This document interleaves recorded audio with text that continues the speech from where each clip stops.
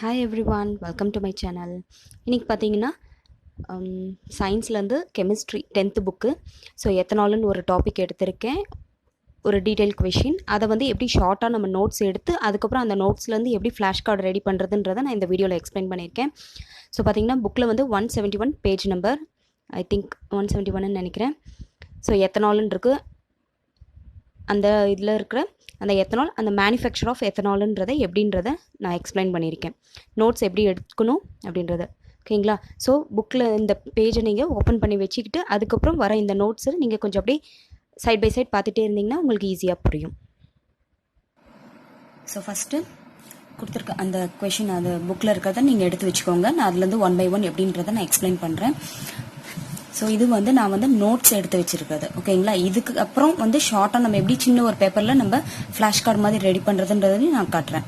So first வந்து ethanol பற்றி, இதை வந்து இன்னொரு பேர் என்னன்றாங்க, ஆல்கஹால்னு சொல்லுவாங்க. அதுக்குனால ப்ராக்கெட்டில் இன்னொரு நேம் மாதிரி நம்ம எழுதிக்கிறோம், ஓகேங்களா? அதுக்கப்புறம் அந்த எத்தனால்னு சொல்லி ஸ்டார்ட் ஆகிற அந்த சின்ன ஒரு பேராகிராஃப் இருக்குல்ல, அதை வந்து பார்த்தீங்கன்னா இந்த 2 லைனில் நான் முடிச்சிருக்கேன்.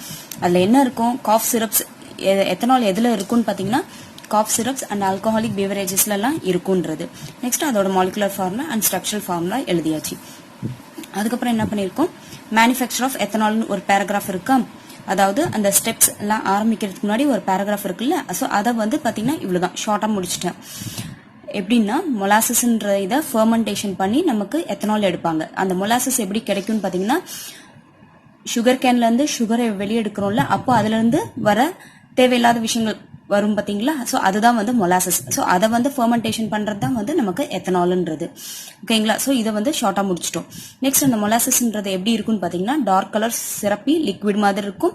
அதில் வந்து 30% ஆஃப் சுக்ரோஸ் இருக்கும். அதை வந்து கிறிஸ்டலைசேஷன் நம்மளால பண்ண முடியாது அப்படின்றத நான் எழுதியாச்சு. அவ்வளோதான் இந்த பேராகிராஃப். நெக்ஸ்ட் வந்து அந்த எத்தனாலை எப்படி கன்வெர்ட் பண்ண, அந்த மொலாசஸ்ல இருந்து எத்தனாலை எப்படி கன்வெர்ட் பண்றோன்றதுக்கு ஒரு 4 ஸ்டெப்ஸ் இருக்கு. ஸோ 1 by 1 என்னன்னு பார்த்தீங்கன்னா, டைல்யூஷன் ஆஃப் மொலாசஸ்ன்றது, மொலாசஸை வந்து டைல்யூட் பண்றோம். டைல்யூட்னாவே என்ன, தண்ணியில் போட்டு கரைக்கிறது. So molasses first dilute, DIL அப்படின்றது டைல்யூட்டோட ஷார்ட் ஃபார்ம். அது வித் வாட்டர் பண்றோம். எதுக்காகன்னா அந்த சுகரோட கான்சென்ட்ரேஷனை கம்மி பண்றதுக்கு, அதோட திக்னஸை கம்மி பண்றதுக்காக தண்ணி கலக்குறோம், அவ்வளவுதான். பிரிங் டவுன், ஆரோ இப்படி கீழே போட்டிருந்தா பிரிங் டவுன்ன்றது கான்சென்ட்ரேஷன் ஆஃப் சுக்ரோஸ். எவ்வளவு பெர்சன்டேஜ் குறைக்கிறோம், 8 to 10% அதை நம்ம கம்மி பண்றதுக்காக, ஓகே. நெக்ஸ்ட் வந்து addition of nitrogen source. Already மொலாசஸ்ல வந்து பாத்தீங்கன்னா எனஃப் நைட்ரோஜியஸ் மேட்டர் இருக்காமா, ஓகே. ஸோ அதை வந்து போட்டிருக்கோம். எதுக்காக இருக்குன்னு பாத்தீங்கன்னா, அந்த ஃபுட்டை வந்து ஃபெர்மெண்டேஷன் பண்றதுக்காக மொலாசஸ்ல ஆல்ரெடி இருக்கும் அப்படின்றாங்க. To act as food for yeast during fermentation ப்ராசஸ்ன்றது, ஓகேங்களா? ஸோ இந்த நைட்ரஜன் வந்து புவர் கண்டிஷன் கரெக்டா இருந்ததுன்னா அது ஃபெர்மெண்டேஷன் ப்ராசஸ் கரெக்டா நடக்கும். இல்ல நைட்ரஜன் இது வந்து கம்மியா இருக்கு அதுல அப்படின்னா என்ன பண்ணுவாங்கன்னா, அமோனியம் சல்ஃபேட் இல்லைன்னா அமோனியம் பாஸ்பேட்டை நம்ம அதுல ஆட் பண்ணுவோம். ஸோ இதுதான் வந்து addition of nitrogen source. Nitrogen வேணும்ன்றதுக்கான சோர்ஸ், அதை எப்படி நம்ம உருவாக்குறதுன்றது. நெக்ஸ்ட் வந்து அடிஷன் ஆஃப் ஈஸ்ட். இதுல இருந்து கிடைச்சிருக்குள்ள நமக்கு ஒரு சொல்யூஷன், இதை ஆட் பண்ணியோ இல்ல இதை ஃபெர்மெண்டேட் பண்ண ஒரு சொல்யூஷன் கிடைச்சிருக்குல்ல, அதுல வந்து என்ன பண்றாங்கன்னா, செகண்ட் ஸ்டெப்ல கிடைக்கிற சொல்யூஷன் இது, அதுதான். அதை கலெக்ட் பண்றாங்க, ஒரு பெரிய டேங்க்ல கலெக்ட் பண்றாங்க. அதை வந்து ஃபெர்மெண்டேஷன் டேங்க்ன்றது பாத்தீங்களா. இந்த மாதிரி கோட்ஸ்குள்ள இருக்கிறதெல்லாம் வந்து நல்லா ஹைலைட் பண்ணி நீங்க நோட்ஸா எடுத்து வச்சுக்கோங்க. ஏன்னா அது 2 மார்க்ஸ்லாம் கேட்கறதுக்கான வாய்ப்புகள் அதிகம். ஸோ கலெக்டட் இன் ஃபெர்மெண்டேஷன் டேங்க்ன்றது, அதுல வந்து ஈஸ்ட்டை கலக்குறாங்க. So yeast added to it, அதுதான். அந்த மாதிரி சின்ன சின்ன ஷார்ட்கட்ஸ் மாதிரி சிம்பிள்ஸ் யூஸ் பண்ணிக்கோங்க. அதுக்கப்புறம் திஸ் மிக்சர் கெப்ட் அட் என்ன 303K ஃபார் ஃபியூ டேஸ்க்கு வந்து அதுல வைக்கிறாங்க. அந்த டைம்ல டியூரிங் திஸ், இந்த டைம்ல வந்து ஃபியூ டேஸ் வைக்கிறாங்களா. ஸோ அந்த டைம்ல என்ன நடக்கும் பாத்தீங்கன்னா, என்சைம்ஸ் இன்வெர்டைஸ் அண்ட் ஜைமேஸ் பிரசன்ட்ன்றது. ஸோ அந்த ஈஸ்ட்ல வந்து என்சைம் இன்வெர்ட் ஆகி ஜைமேஸ் வந்து பிரசன்ட் ஆகும். ஸோ அது பிரசன்ட் ஆகிற சமயத்துல என்ன ஆகும்னு பாத்தீங்கன்னா, இந்த சுக்ரோஸ் வந்து எத்தனாலா கன்வெர்ட் ஆகும். ஸோ இங்க பாத்தீங்கல்ல, இந்த ஸ்டெப்ஸ் எல்லாமே வந்து இங்க 2 ஈக்குவேஷன்ல கொடுத்துட்டாங்க, அவ்வளவுதான். ஸோ ஃபர்ஸ்ட் இது சுக்ரோஸ் H2ஓட இன் பண்றோம். அப்போ குளுக்கோஸ் அண்ட் ஃப்ருக்டோஸா ஸ்பிளிட் ஆகும். ஸோ இது 2ல ஏதோ ஒன்னு இங்க எடுத்துக்கிறோம். ஸோ அதான் குளுக்கோஸ் ஆர் ஃப்ருக்டோஸ் இருக்கு. அதை வந்து ஜைமேஸ் ஆகி எத்தனாலா கன்வெர்ட் ஆகுது, அவ்வளவுதான். இந்த ஃபெர்மெண்டேஷன் லிக்விட வந்து வாஷ்ன்னு சொல்லி நம்ம இன்னொரு பேர் இருக்கு அதுக்கு. ஸோ இந்த வாஷ், டிஸ்டிலேஷன் ஆஃப் வாஷ் அப்படின்றது 4th லாஸ்ட் ஸ்டெப். இதுல வந்து ஃபெர்மெண்டட் லிக்விட் கிடைச்சிருக்குல்ல, இந்த லிக்விட் கிடைச்சிருக்குல்ல, அது பாத்தீங்கன்னா அதுல எவ்வளவு பெர்சன்டேஜ் ஆல்கஹால் இருக்குன்னா 15 to 18% ஆல்கஹால் இருக்கும்.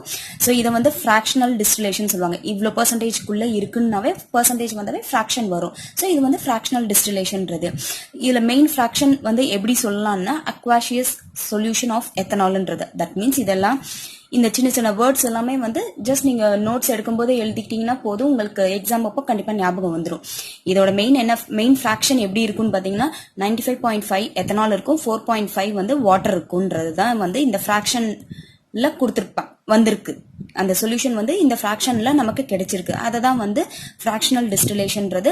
இந்த ஃபிராக்ஷன்ல கிடைச்சிருக்கனால இதை வந்து ரெக்டிஃபைடு ஸ்பிரிட்னு சொல்றாங்க.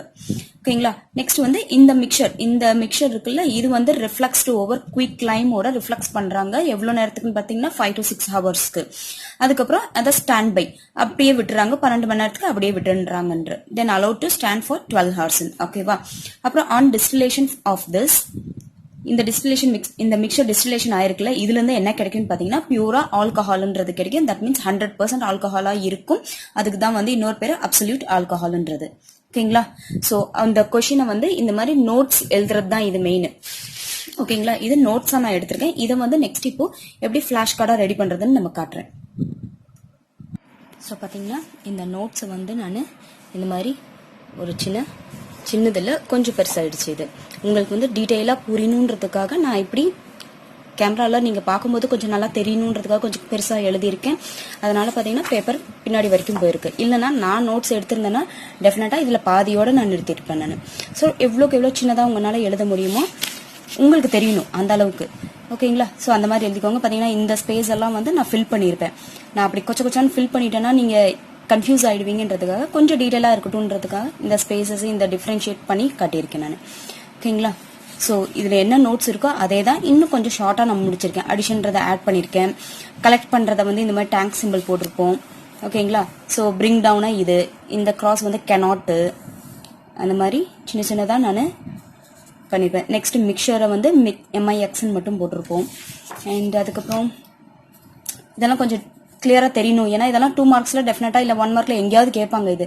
ஸோ இதை பளிச்சுன்னு நமக்கு தெரிஞ்சதுன்னா நம்ம எப்பவுமே மறக்க முடியாது இது. அதனால இந்த மாதிரி நான் இதை கலர் டிஃபரன்ஷியேட் பண்ணி காட்டியிருக்கேன்.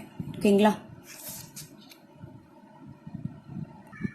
ஸோ என்னால் முடிஞ்ச அளவுக்கு இதை ஷார்ட்டாக நான் கவர் பண்ணியிருக்கேன்.